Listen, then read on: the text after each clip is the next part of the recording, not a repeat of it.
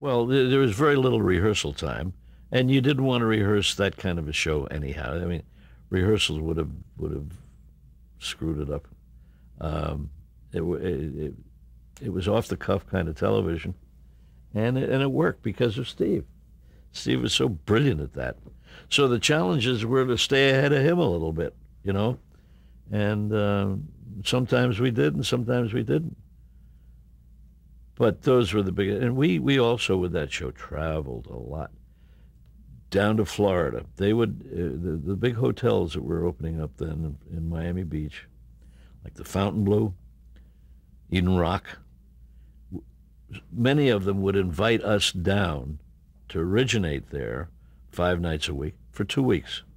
They'd have the Tonight Show and us together. So at night they'd had us. In the morning, Dave Garroway would originate his show from the hotel lobby or wherever they wanted to. You know, The Today Show. the Today Show, yeah.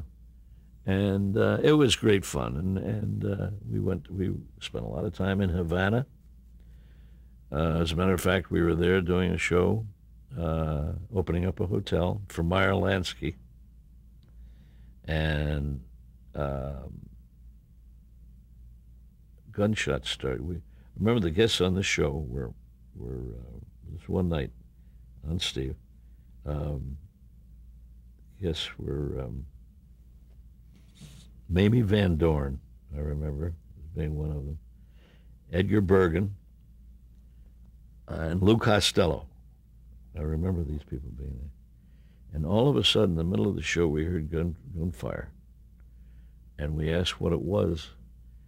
And they said it was Fidel Castro, which was a name that nobody knew particularly well at that time, was coming down the main street, whatever the name of that, I forget, Alicante or something, coming down with his group, and they were firing guns.